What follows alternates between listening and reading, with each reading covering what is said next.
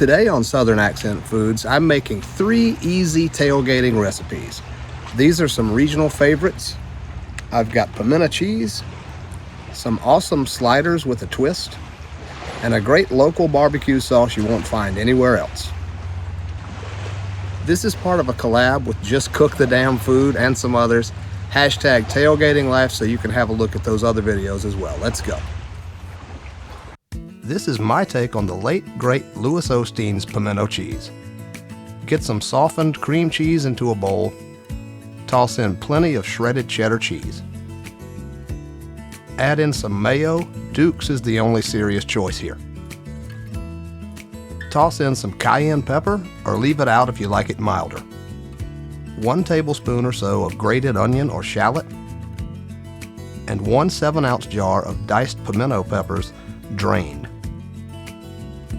Get yourself a mixer and take everything for a spin. I'm trying out this new handheld mixer and it's been great so far. I'll include a link down below. If possible, let this sit in the fridge overnight.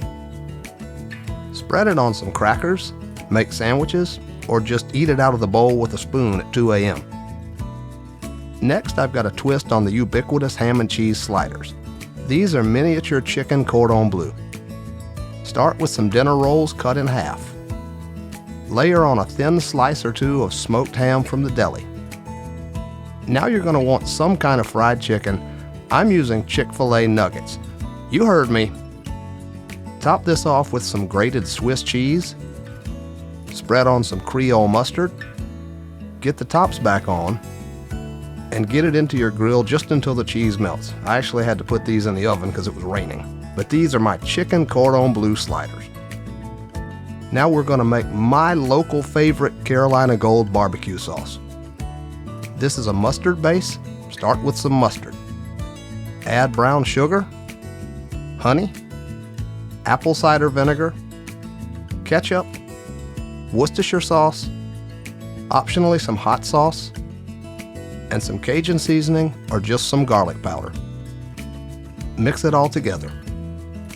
If you can, you want to bring this to a simmer just to help the sugar dissolve, but it's not totally necessary. Mix this with some pulled pork, or in this case, brush it onto some chicken wings. Don't kid yourself about how many of those wings you can eat either. Now this is football food. It's football season. I'm in Gamecock country. I'm a Gamecock myself. The big rivalry around here is Carolina-Clemson. Now Clemson had a problem with one of their wide receivers. When you're a student athlete, you have to maintain an academic standard, right? So you can flunk out and you can't play on the team. So their star receiver was having trouble in a math class. He was going to flunk out of a math class. And the coach went to the professor and said, hey man, what can we do about this kid? I can't have him flunking out. He's my star receiver. He's got to play on the team.